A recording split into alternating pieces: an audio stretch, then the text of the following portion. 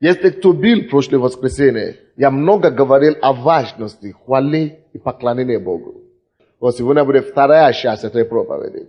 Если человек у кого в зале, в центре зала, у кого у вас лопатка, или лопата, лопатка, вот, где-то здесь, беспокоит вас, вы даже не можете вот так развернуться, и вас что-то там беспокоит. И положите руку, и примите ваше исцеление. Другой человек, по-моему, это почка у вас. Но, по-моему, это не почка. Что это возле почки с правой стороны? Не печень. Вот между печень, после печени и до почки. Где-то вот здесь. Короче, с правой стороны. Что? Жёшный. Во, жёшный пузырь. Во, молодец. Жёшный. У кого-то беспокоит жёшный пузырь. Если это вы положите руку, пожалуйста, я прошу вас. Господь хочет исцелить вас, выздоровить вас. Слава Богу. Мы продолжаем эту проповедь, которую мы начали. Иуда ведет к победе. Прославление, восхваление Богу ведет к победе. Откроем, пожалуйста, вместе с вами Второзаконие. 33 глава. Это последняя книга Моисея. 5 книга Библии. Второзаконие 33, 7 стих. Мы уже в прошлый раз мы говорили с вами об те благословении, которые Иаков говорил об Иуде.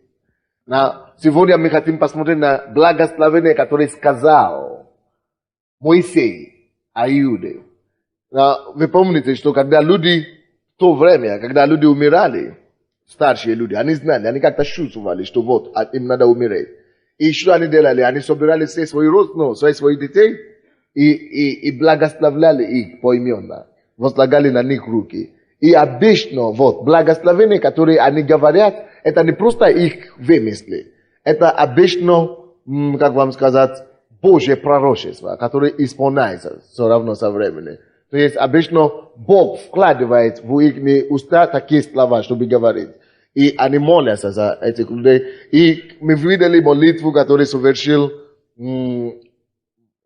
Иаков на Иуде. И это очень сильное пророчество. Давайте посмотрим то, что говорит Моисей сейчас. Что Моисей говорит об Иуде. Какое благословение он произнес на Иуде. 7 стих. Но об Иуде сказал сие: услыши, Господи, глаз Иуды, и приведи его к народу его. Первая эта фраза обозначает, он как бы молится. Она обозначает, Господь услышит глаз Иуды. Что Бог услышит? Иуда, вы понимаете, это что? Прославление. Восхваление Господу. Слушай. Невозможно, чтобы прославление было нерезультативным. Бог всегда слышит глаз Иуды. Потому что это было провозглашение Моисея. Он говорит, что услышь, Господи, Господь, ты услышишь глаз Иуды. Если ты хочешь, чтобы твоя молитва стала эффективной, начни вмешивать твою молитву восхвалением, прославлением Богу, в песни, хвали и благодарение. Может быть, не просто песни, но словами благодарения. Почему? Потому что здесь написано, были разные благословения на других людей. Но когда речь дошла до Иуды, Иуда это прообраз хвали Богу. Это образ людей, которые хвалят и воспевают Богу. И написано, и это Слово Божие. So, когда речь идет о хвале Богу, он говорит, Господь услышит. Услышь, Господи, услышит Господь. Глаз хвали, голос Иуды. Голос хвали всегда доходит до Господу. Голос хвали, голос восхваления Бог не отвергает. Бог не закрывает свое ухо на хвали. Давайте, даже в Откровении, книга Откровения, 4 главу, мы видим что-то интересное там. Библия открывает нам, чем занимаются ангели на небе. Кто из вас знает, чем ангели занимаются на небе? Правда. Вы знаете, и ангели занимаются только одним делом на небе. Они воспевают и восхваляют Богу. Им не скучно. Они это делают годами. Так что не думай, что когда мы приходим в церковь, что церковь это концерт. Это мы все участвуем в этом. Мы восхваляем Господу. Мы присоединяемся к ангелам на небе, небесные. Посмотрим. Откровение 4 глава. Посмотрим, пожалуйста, 9 стиха. С 9 стиха 4 глава. И когда же Бог показал Иону, апостолу Иоанна, небо, и что он увидел на небе? Он увидел, что как животные воздают славу и честь и благодарение сидящему на престоле Богу. Даже животные на небе, даже животные воздают Богу честь, хвалу и славу и благодарение. Даже животные поют Богу славу и хвалу и благодарение. Сидящему на престоле, живущему во веки веков. Тогда 24 старца падают перед сидящим на престоле и поклоняются. Видите, поклонение, в принципе, это такое слово, которое, вот, допустим, как люди поклоняются на небе. Написано, они падали на глаз, на лицо свое, сидящему на троне. Вот то, что поклонение. Люди поклоняются. Это русский язык, который обозначает действительно умоляться, поклоняться, умириться. То есть, когда мы поем Богу, вот, в этом и заключается отличие между песней, которые мы поем людям, или концерт, и Богу. Этим самым мы посчитаем Бога. Мы отдаем Ему славу. Мы отдаем Ему хвалу. И это Бог требует. Это нужно делать. Не просто на служении тут. Это нужно делать везде. Знаете, когда ты ходишь на улице, ты можешь поклоняться Господу душой. Конечно, не обязательно вот так падать на физически. Но, в принципе, это значит твое сердце. Потому что написано, Бог смотрит на сердце людей.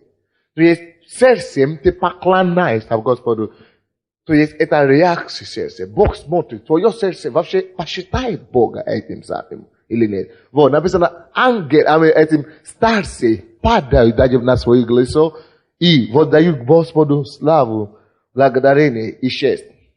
10 стих. Тогда 24 старца падают перед сидящим на престоле и поклоняются живущему во веки веков и полагают венцы свои перед престолом. Что значит полагают венцы свои перед престолом?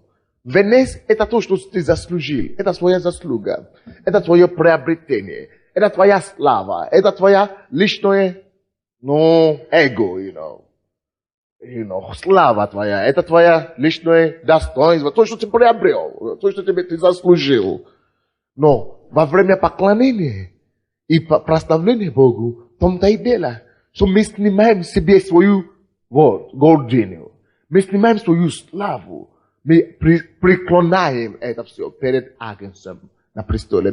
Мы снимаем свои личные достоинства и говорим, Господь, слава Тебе. Вот Ты достоин. Мы поглощаемся Богом. Говорю, спасибо Тебе, Господь. Я никто, я не хочу быть никто. Ты меня понял. Ты дал мне то, что у меня есть. Я был никто. Я знал, кем я был. Я был всего лишь грешником, который Ты спас благодатью.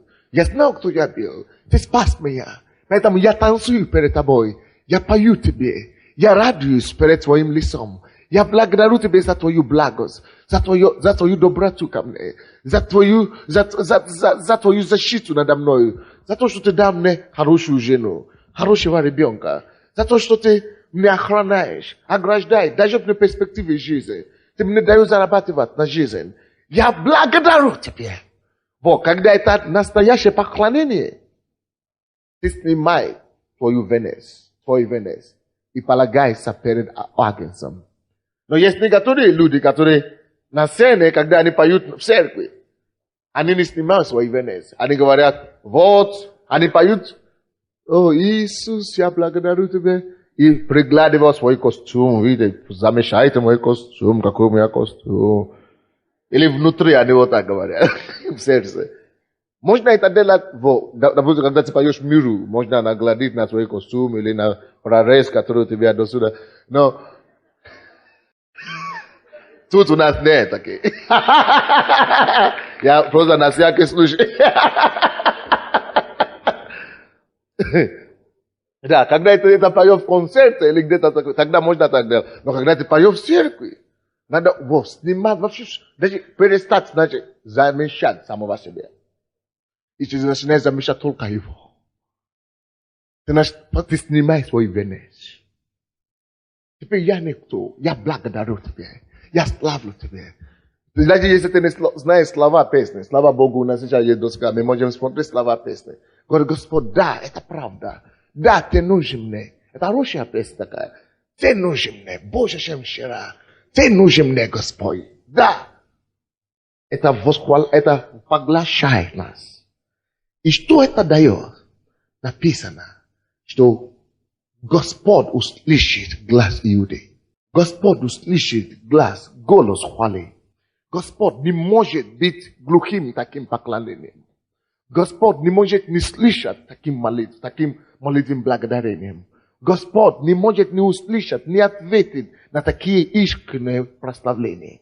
Вот почему Бог говорит, значит, ты можешь делать, что хочешь. Ты можешь молиться годами. Иногда это не получается, это не дает результат. Но когда ты начинаешь прославлять Господа, унижаться перед Ним, восхвалять Его, даже за то, что ты еще не видишь, за то, что Он еще не успел тебе делать. Допустим, ты ищешь работу, ты не благодаришь Господа. Господи, я благодарю Тебя, что Ты мне дашь эту работу. Я не знаю откуда, но я пишу заявление повсюду, я молюсь, я доверяю Тебе, что Ты мне это даешь. Спасибо Тебе, Господь. Дух Твой ищет мне эту работу. Ты поглощен, Господь, ты благодаришь Его. Не обязательно петь. Я уже говорил в прошлый раз. Песни – это всего лишь средство или метод, как можно благодарить, восхвалять и прославлять Господа. Кто-то это делает через танцы, кто-то это делает через хлопание, кто-то это делает через инструментальные сами, музыку. Но как ты можешь? Просто можно это делать только своими словами. Просто выражать Господу свое поклонение, свое почтение. Просто сказать даже слава тебе или спасибо тебе, спасибо, чтобы твоя душа была вложена в это. Написано, глаз Иуды Господь услышит.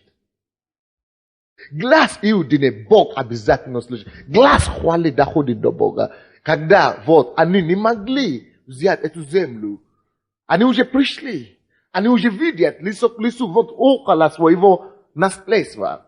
Не могли ничего делать. Бог говорит, Иуда пойдет. Хвала пойдет и возьмет тебе твою победу.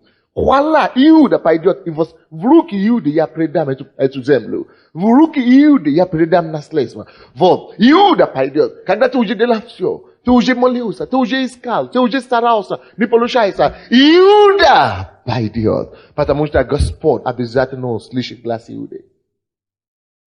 Когда ты уже сам сделал все, что ты можешь, ничего не получается, наш не благодарит Господь. Кто-то говорит, я думаю, благодарить Бога надо, когда все уже сделано. Не всегда. Иногда, когда вообще ничего не получается, именно такой способ молитвы, именно и даст это самое, прорыв. И даст победу, значит. Есть мужчина в зале, у кого проблема по мужской. Господь хочет исцелить вас. Есть пожилая женщина, у кого полиартрит, у вас скручены такие руки, пальцы, по-моему, левые руки, у вас такие руки, неважно, пожилая или кто бы это ни было, у вас полиартрит, сильный полиартрит. Положите руку на себя и благодарите Господа, что Он начинает исцелить вас, что Он исправляет и уравняет ваши пальцы. О, Боже мой, Бог благ, вы знаете. Он думает даже о таких людей. Есть другой человек, у кого, я не знаю, это полиартрит или что, но у вас, не то, что болит колено, но колено у вас как будто они все молотком разрублены такие. Болят вокруг такие неприятные ощущения у вас в двух, обои колена. Тоже положите руку и благодарите Господа, что рука Божья, сама Божья рука прикасается к вам. Просто начните благодарить Его, что Господь, Ты исцеляешь меня. Я благодарю Тебя, Господь. Ты укрепляешь мои ноги, Ты укрепляешь мои мышцы, Ты укрепляешь мои суставы. Я благодарю Тебя за здоровье. Вот, иногда именно благодарение и даст тебе прорыв. Господь не может не услышать глаз Иудины. Поэтому в этот месяц мы благодарим, мы восхваляем, мы просто верою даем Богу славу, что Он слышит наши молитвы. Так, в этом 4 главе тоже Откровения написано, эти старцы падают перед Богом, они снимают свои венцы и они воздают Господу славу. 11 стих, они говорят, достоин Ты, Господи, принять славу и честь и силу, ибо Ты, это Откровение 4:11. Ибо Ты сотворил все. Правильно Бог сотворил все. Ибо Ты сотворил все. И все по Твоей воле существует и сотворено. Мы поем одну песню такую. Достоин Ты, Господь, принять славу и честь и силу. Ибо Ты сотворил все, и по Твоей воле существует и сотворено. Może w końcu mi spają bez. Слава Господу. У кого горло болит, не то, что горло болит. Я не знаю, если это, но это то, что мне Бог говорит сейчас. Не то, что горло болит у человека. Я не знаю, это правда, это бывает или не бывает по медицине, но Бог мне говорит. Есть человек в зале, у кого не хватает, пропадает салайва. Вот слюна? Да, как будто у вас вообще пропадает слюна в рот. То есть, засухает и рот, и горло, пересыхает. Есть такое? Бывает такое, да? Вот, есть Я не знаю, это диабет или что, но у вас это есть симптомы такие, когда пересухает полностью, как будто у вас вообще там нету этой слюны, и как будто вообще и воздуха там нету. Положите руку и благодарите всемогущего Бога, что Он исцеляет, Он услышал вашу молитву. Слава Тебе, Господь. Вот. Давайте откроем еще 5 главу Откровения. 5 главу Откровения. И 5 стих. 5:5. Написано там. И один из старцев сказал мне, не плачь. Алло. Один из старцев говорит тебе, не плачь. Может быть, дай плачь, нesse видео. Может быть, не физически, но, вы знаете, очень многие... Так этот мир, интересный мир этот. Когда ты идешь по Крещатику, или вообще в транспорте, все такие элегантные, одетые, накрашены полностью. А душа рвет. Душа поет, душа это плачет. Рыдает. Многие люди рыдают больше внутри, а они думают, а снаружи Дед Мороз пришел. Но мы духовные люди, мы должны понимать такие люди. Мы должны учиться смотреть сквозь маску внешнюю. Мы должны научиться сквозь маски видеть боли людских. Мы должны научиться сквозь накраски всякие видеть человеческие боли и обнимать их, и любить их, и поднимать их. Ангелы говорят таким людям сегодня, которые, может быть, присутствуют в нашем зале, в нашей церкви. Старцы говорят вам, не плачь. Не плачь. Вот, почему не плакать? Вот, лев от колена Иудина, корень Давидов, победил. Кто знает, кто такой лев от колена Иудины? Иисус. Бог называет Иисуса лев из колена Иудины. 12 колен. И по правилу Иисус не должен быть прийти из колена Иудины. По пророчеству он не должен быть, вы знаете это? Он не должен быть прийти из колена Иудины. Но если что-то находит милость у Бога, если что-то открывает двери, когда другие не могут, это хвала. И Бог говорит, что Иисус есть именно лев из колена Иудины, из колена хвалы Иисус. Иисус сам есть человек хвалы. И написано по роду Давидов. Корень Давидов. А Давид, мы знаем, что Давид это человек по сердцу Бога. Почему? Потому что он жил жизнь хвалы. Вот именно эти два, которые жизнь символизирует хвалы и поклонение Богу, именно с ними Бог ассоциирует Иисуса. Иуды. Колено Иуды и корень Давида. Братья и сестры, Иисус выступит как лев в вашу защиту, когда вы восхваляете Его. Хвала, поклонение Господу, это не просто вот программа или обряд. Кто-то говорит, это американцы приехали петь или свою культуру, насаждать и захватить нашу страну. А я говорю, эстрада, разве это американская культура? Алла Пугачева не американец, не американка. Мы все любим хорошую музыку. Это Бог дает, не Америка дает. Это Бог дает таланты. Это Бог дает музыку. Это Бог дает прекрасные вещи. Это Бог создал музыку. Но не просто для нас, чтобы нас поднять, но чтобы и себя восхвалять. Поэтому, когда мы используем эстраду в церкви, чтобы восхвалять того, кто создал эту музыку, в конце концов. Кто-то вообще уже умудрился, когда вообще музыка это не от Бога. Да? Когда полностью небо, вот, именно этому и посвящено. Ангелы сами этим занимаются. Как это тогда? Это прямо на небе. Как это тогда? Это не может быть, это не от Бога. Я не понимаю. Надо читать Библию. И написано, что Иисус есть лев из колена Иудины. Он дает победу. И это самое, где мы говорили, что как Иисус может быть от колена Иудины? Откройте, пожалуйста, Евреям 7:14. Евреям 7:14. Евреи это как раз перед откровением. 7:14. Ибо засвидетельствовано, не то. 7, или как? Есть там, да? Да, есть.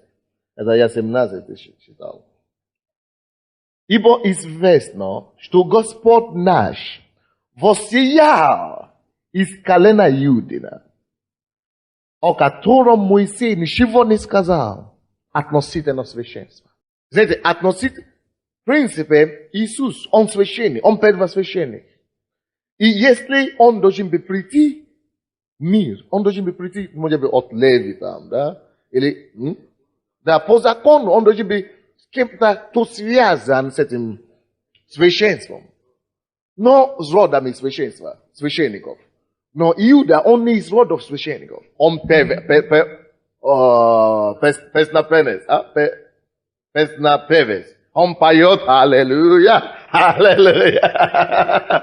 Он поет и прославляет Господа. И почему-то Бог нарушил закон. Он перешагнулся. И послал своего сына. Не через священников, родов священства. Священников. Он послал через рода Иудины. Потому что он знает сердце Бога. Сердце Бога есть хвала. И когда ты это делаешь, любая дверь тебе открывается перед Богом. Иногда я молюсь 2 часа. И я ничего не прошу Бога. 2 часа. Я только благодарю. Когда у меня нет ничего больше сказать на русском языке, я начинаю молиться на иных языках в Духе Святом. Имахасикетери, амахосондори, амакатая, амахаси. И вы знаете, что Бог делает? Когда ты крещен Духом Святым, когда ангельский язык дал тебе Бог, ты можешь говорить от до завтра. Ты Ты не устаешь, и слова не заканчиваются, потому что это Дух Святой. Что за способность Бог дал нам? Иногда я смотрю на Библию, хочется плакать. Сколько лет эта книга у меня лежала на полке. И сколько лет я сам старался читать ее. Старался понять что-то, но никуда ничего. И теперь я черпаю оттуда богатство, жемчужины. И я говорю, Боже мой, слава тебе все-таки, да? Представляете, что я, человек на земле, говорю на ангельских языках. Я связал с небом, прямо с троном Божьим, благодаря тому, что мы это нашли в Библии. Это делали апостолы. Иисус сказал, всякий веровавший в меня будет говорить иными языками. И это осуществляется в нашей жизни. То мы такие. Но милостью Его. Такие богатства, такие вещи происходят. Просто потому, что мы находим это в Библии. Бог ты сказал, сделай.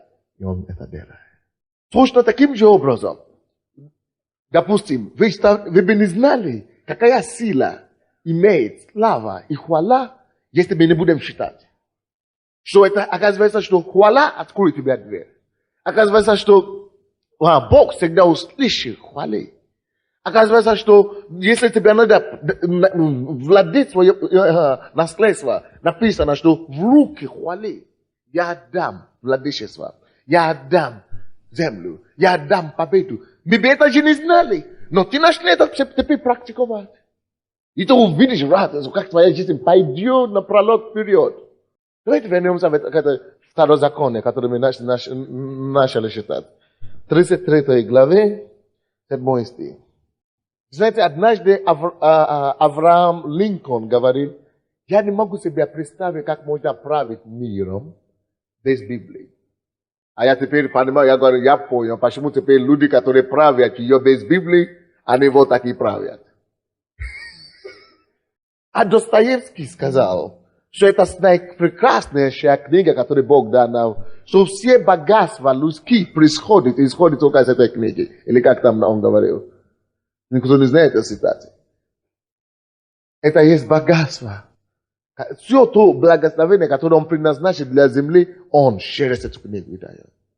Женщина, у кого опухоль по-женски, пожалуйста, и положите руку на себя и благодарите Господа, что Он исцеляет вас прямо сейчас. Вам плохо.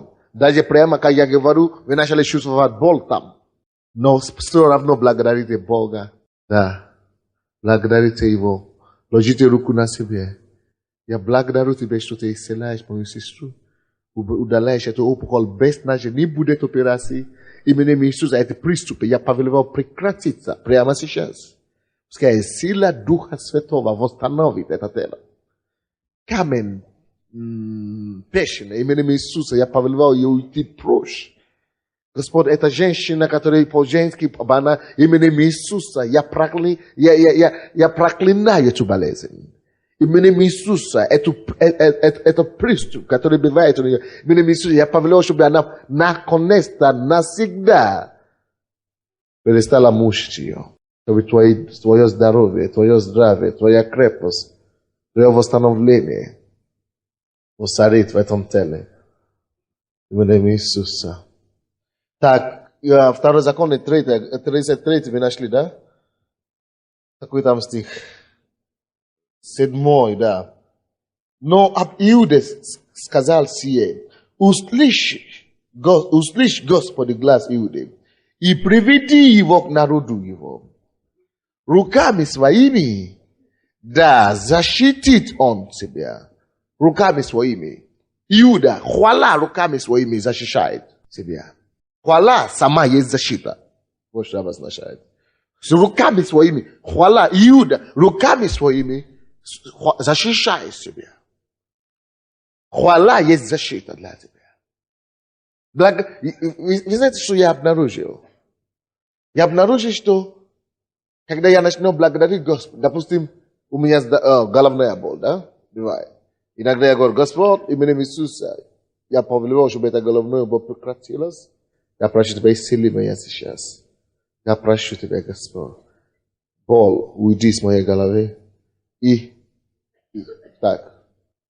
А потом когда я еще ощущаю еще боль, после этого я начинаю благодарить Господа. Господи, я благодарю Тебя, что Ты уже исцелил меня. Что эта боль уже не будет там. Что эта боль уйдет наконец-то, навсегда. Я благодарю Тебя, что Твоя рука уже здесь, надо мною. Что Ты ощущаешь эту голову. Что Ты все приводишь в порядок. Я благодарю Тебя. Я вижу, что это иногда контратака, или как это называется, защита, контратака есть лучшая защита. Нападение, да, нападение есть лучшая защита. То есть, когда ты уже благодаришь Господа заранее, все, ты уже выиграл, конечно. Вот, и это тоже говорится, что благодарение, хвала, есть Он своими руками. Не надо, чтобы это самое, привести кого-то своими руками. Оно защитит себя. Хвала сама себе защитит. Хвала сама себе, благодарение, восхваление. Хвала Господу, оно есть защита для нас. И ты будь помощником против. Ты, вы видите, что ты тут уже большой буквой. То есть Бог получится. То есть Бог уже теперь будет помощником против врагов кого? Его. Против врагов Иуды.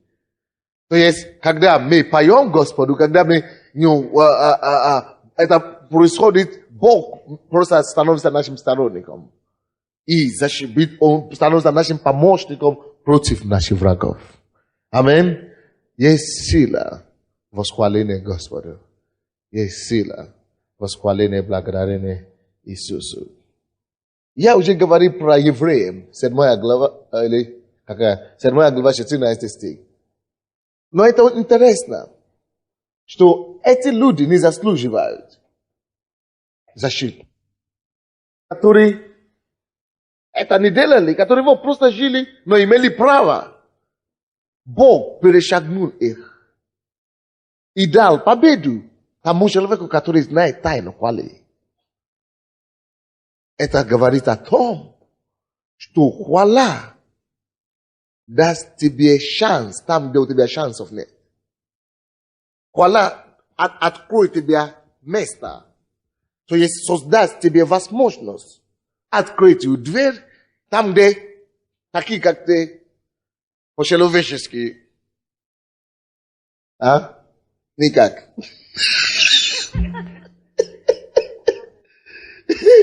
Иуда сам под своим достоинством и по своим этим качествам, ну никак не это самое, не должен, он не квалифицирован, или как мы говорим. А?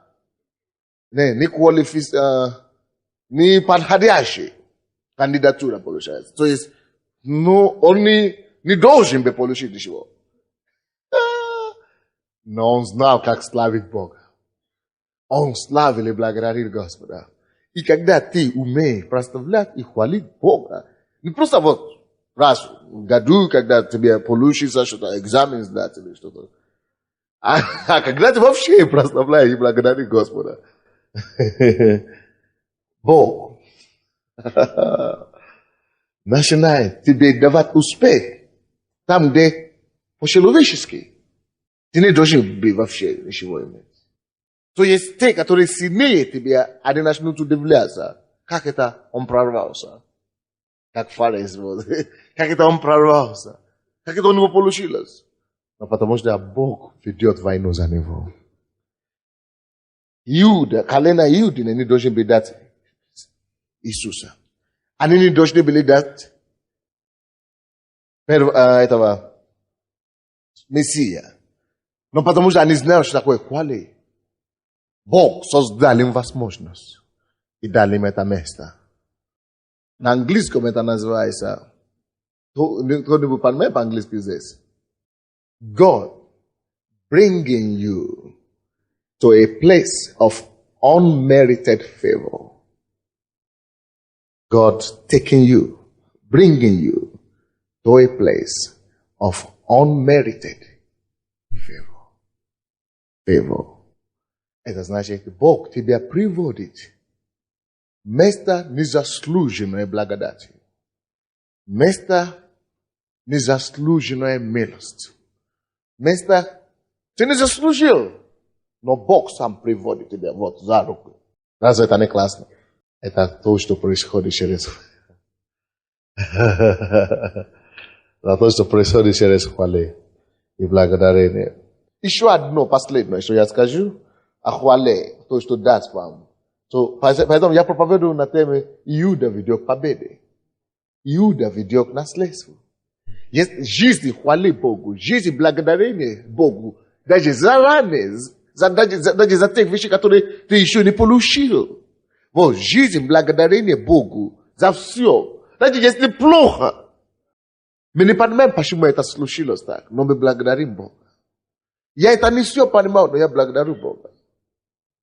Даже это надо благодарить Господа, и Бог это сделает, чтобы оно пошло тебе на пользу. Я вспоминаю сейчас, когда я приехал сюда, в Советский Союз, я 2 недели в протест, я был верующим уже, но в протесте я не выходил из гостиницы. Ну, я не уехал по назначению, по направлению. Я говорю, нет, я уеду домой. Это было 13 лет тому назад. Я говорю, я никогда в жизни, я закончил школу хорошо, хороший диплом у меня был. Я выиграл стипендию, как один из лучших студентов, чтобы учиться за рубежом, за стипендию, за счет государства.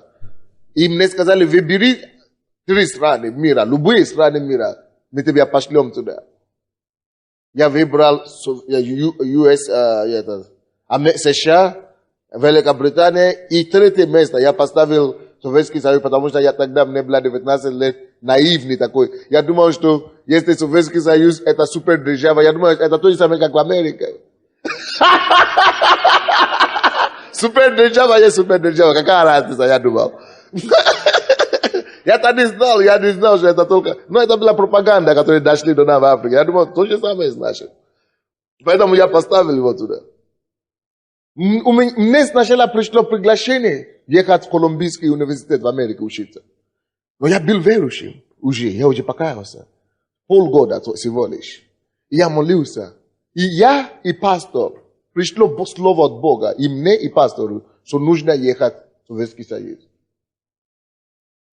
Но какая разница, это же супердержава. Я радостно собрал сумку и поехал.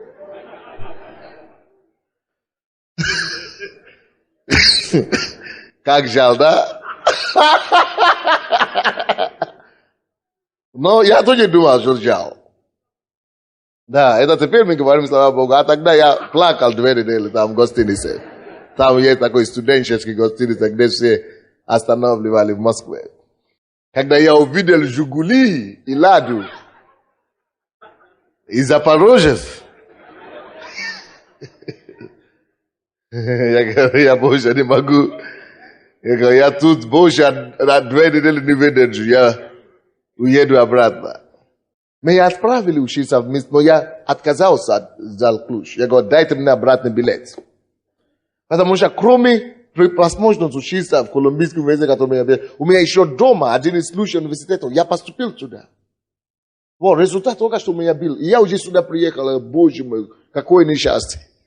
Потому что я думал, я приехал с Африки в Европу. А это что за какой-то непонятная Европа, я лучше еду обратно. А? Что я такого плохого сделал, да? Потому что я знал другую Европу, когда я рос, у нас колония, мы были колония Англии, и мы знали жизнь там. А я думал, что здесь еще будет лучше. А оказалось, даже у меня дома я лучше жил, получается. В Африке. Я говорю, не, я уеду домой, невозможно. Самое интересное пришло в воскресенье. Я говорю, покажите мне, где церковь. Они мне показали. Я пришел туда, оказывается, это музей уже стал. Я говорю, боже мой. Представляете? Вы уже не помните, что было 20 лет, 13 лет тому назад, наверное. Вы помните? И я думал, что это трагедия, величайшая трагедия моей жизни. Я учился здесь 6 лет. 3 раза я думал, я точно 100% с ума зайду. Потому что кому бы я не пытался проповедовать о Боге, вот сейчас, что я сейчас делаю, они мне говорят, либо ты ненормальный. Что ты вообще примитив какой-то. Ну какой Бог? Какой бы это у нас старушки верят в Бога. Когда они перед смертью, чтобы застраховаться, они мне так говорят. Это то, что мне профессор сказал в университете. Серьезно? А потом еще в общежитии еще хуже. В общежитии.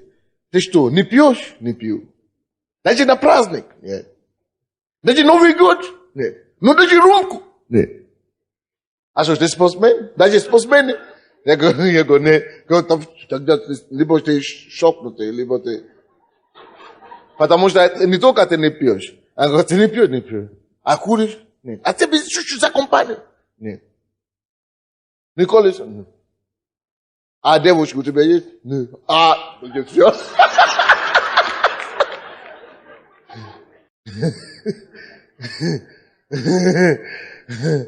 Представляете, мне отвечать на вопросы таким образом каждый день в течение первые 2 года. Я говорю, финал. Поэтому 3 раза у меня пришло мысли, что может быть действительно они правы, может быть действительно, что у меня уже не ладится с головой. В университете, как Белая Ворона, это было тяжело очень, быть верующим и так далее. Очень тяжело, не так сейчас. Я начинал кому-то говорить о Боге. Мои друзья, все, мы учимся, когда в учебе все хорошо. Как только я начинал говорить о Боге, извини, мы все вот так прощались со мной, короче. Это было тяжело. И я думал, какая беда у меня в жизни, я молодость потерял. Свою. Чего я сюда приехал? Я говорю, однажды девушки пришли ко мне домой, и говорят, праздник, Новый год, давай будем развлекаться.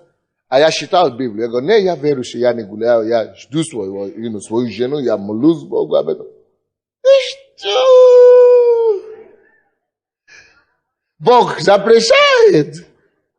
Они так издевались.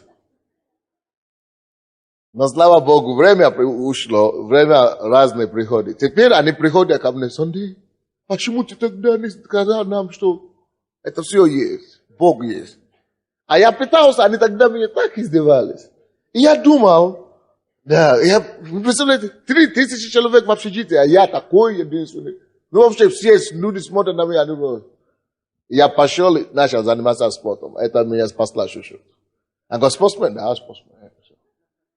Там люди не могли понять это. Но стоит даже немного терпеть, неудачи или невезения ради Господа. Просто, даже в этой случае, просто благодари Господа. Так что, когда мы уже 2 недели отказался ехать по направлению, я говорю, если вы мне дайте обратный билет, все, я что-то с собой сделаю. А потом Бог мне сказал, ты верующий или не верующий? Я говорю, я верующий. Ты молился или не молился до того, как ты приехал? Я молился. Я тебе привел сюда. Ничего у меня не бывает случайно. Казалось для меня, что это уже все, конец моей жизни. А тут Бог говорит, что ничего не бывает случайно. И мне надо было это терпеть. Все это 6 лет учебы. До 90-го года, пока не открылось. Это чуть-чуть. Мне надо было терпеть. И Бог говорит, просто благодари, просто ты жди меня. И через сколько-то времени, кому-то еще был один верующий, когда мы встречались в подполе там было.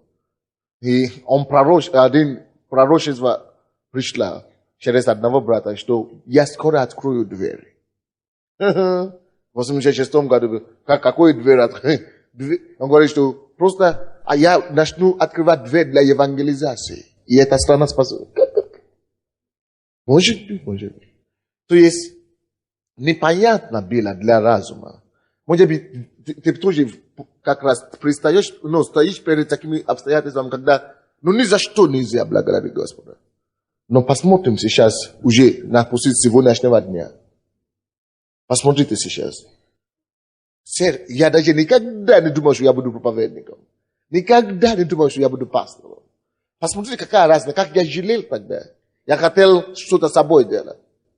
Но теперь я благодарю Бога за то, что Он мне не дал удраться тогда. Что я теперь благодарю Бога, что я мучился. Иногда это благо нам, что мы страдали. Тяжело понять. Поэтому Бог и говорит, что даже тогда, когда ты страдаешь, порой нужно благодарить Господа. Потому что когда время пройдет, и потом все равно скажешь, благо мне, что я страдал. Слава Богу, что я прошел через что я прошел. Слава Богу, что я пережил такое. Слава Богу, что это было в моей жизни. Потому что если бы не это, вот такое бы не было, то, что у меня теперь есть. Если бы не того, то, что я страдал. Если бы не то, что я прошел, я бы не узнал то, что я познал сейчас. Многие из вас, если бы не проблема в семье, если бы не проблема наркотиков, или проблема алкоголя, если бы не проблема болезни, вы бы вообще не познали спасение, вообще, Бога бы не познали. Есть такие. Поэтому в этом случае мы говорим, слава, что лучше, приобрести весь мир, не страдать ничего, и потом вредить свою душу в ад. Нет, лучше потерять, наоборот, весь мир, но душу свою сохранить. Поэтому, что я говорю? Хвала достоин, даже когда плохо. Бога достоин хвалу, Бога достоин благодарить, даже когда очень хорошо. Вы знаете, я смотрел передачу Катя Бужинская и Юрий. Вы, может быть, видели. Кто-нибудь видел? Вас так много. Вот. И он что-то очень хорошо сказал там. Юра именно говорит, что иногда мы молимся Богу, и Бог вроде бы не отвечает. Но всякий раз, когда Бог не помогает или не отвечает на молитву, вину надо искать не в Боге, а в себе. Но слишком много раз Бог делает нам добро, а мы думаем, что Он делает зло. То есть Бог закрыл тебе дверь. То есть ты молился, проси, не получается, Бог не дает. А ты думаешь, какой же Бог жестокий. А оказывается, что Бог тебя спас жизнь. Поэтому даже в таких моментах, когда у нас не получается, даже в таких моментах, когда мы думаем, что нет, Бог злой, лучше благодари Господа, но все равно. Потом ты поймешь, почему. Между прочим, я еще телевизионщикам сказал, что эту передачу, которая была вчера, надо делать кассеты. И то, что вы сделаете с Виктором, Павликом и так далее, надо будет, люди спрашивают мне, где можно покупать эти кассеты, или они хотят приобрести. Хорошо? Надо потом сделать для общей массовой доступ, чтобы был доступ. То есть моменты, которые Господь позволяет нам, вроде бы Он не делает то, что мы просим. Но иногда нет, есть лучший ответ, чем да. Кто из вас это знает? Есть некоторые люди, которые настроены в жизни только на да. Открытые двери, открытые возможности, открытые все. Но иногда полезнее получить ответ не да, а нет. Поэтому даже за ответ нет, научись даже тогда благодарить Бога. Восхвалять Его имя, славить Его за все. Вот. В руки такой Иуды Бог придает победу. Бог придает наследство. Мы говорим, проповедуем на теме в руке Иуды Бог придает победу. Откройте, пожалуйста, вторая книга Царств. Вторая книга Царств, 2 глава. Вторая книга Царств, 2 глава, 10 и 11 стихи. 10 и 11 стихи. В принципе, 10 стих. Да, 2 глава, 10 стих. 40 лет было его Сфею, сыну Саулову, когда он воцарился над Израилем. И царствовал 2 года. Только дом Иудин остался Давидом. Обращайте внимание только на последняя фраза этого стиха. Обращайте внимание на последнюю фразу этого стиха. Там написано, только дом Иудин остался Давидом. Бог уже сказал, что я собираю царство из руки, из рода Саулова. Но народ, вы знаете, народ, обыкновенный народ, не понимает ничего. Когда Саул умер, поставили его сына. И никто из них, вся Израиль, приняли его как должное. Ну, это у нас всегда было так. Вот Саул всегда у нас был царь. Вот у нас, это наша религия, наша традиция, наша вот. То, что всегда было, вот это и наше есть. А Давид, он не воспринимал это, потому что это, ну, то, что всегда было. Вот то, что было у моего отца, вот то, что было у моей предки, вот то, что было у моей дедушки. Вот, значит, это и правильно, значит. Но Давид, написано, тот сын Саулова, который уже был отвергнут Богом, продолжает царить, но только колен, как написано, Иудины, дом Иудины остался с Давидом. Теперь задам вам вопрос. Кто такой Давид в то время, когда сын Саула царствовал? Кто такой Давид? Давид это был уже тот новый царь, новый человек, кого Бог уже помазал на царство над Израилем. Бог уже вместо Саула поставил Давида, но никто не понимал. Люди хотят то, что всегда было. Вот то, что всегда было. Вот, Саул всегда было, мы его знаем, вот, нам комфортабельно тут. Но благодаря хвале, способности восхвалять Господу, благодаря способности воздать славу Богу, когда люди восхваляют Господу, дом Иуды, они есть дом хвалы, они разбирались, когда весь Израиль путался. Только они могли понять, где Божье истинное помазание. Слушай, прославление и поклонение Господу тебя избавит от заблуждения и даст тебе правильное направление в жизни. Давайте станем. Будем благодарить Господа. Подними свои руки, Господи, я всегда буду славить Тебя. За все я благодарю. Я благодарю Тебя за все. Я благодарю Тебя за мою семью, за мою работу, за моего ребенка, за моих детей, за все то, что Ты даешь в моей жизни, за способность петь, за способность танцевать, за способность благодарить, за способность хвалить Твое имя, за все то, что я понимаю и то, что я не понимаю в моей жизни. Я славлю, я благодарю. Славьте Господа. И в руки хвали Бог предаст победу. В руки хвали Бог предаст наследство. Благодари, хвалите Его. Будем просто благодарить все Его. Как мы можем максимально. Будем просто благодарить Его заранее. За все, за то, что мы уже предали в Его руки. За то, что мы уже молились Ему. За все в нашей жизни. За все победы за предыдущий год, за следующем году. За все победы в этом году. Просто останемся на месте. Будем просто славить, благодарить. Господь, моя сила и щит. Давайте просто славим Господа. Похвалим Его. Аллилуйя. Давайте, Господь, моя сила и щит. Давай.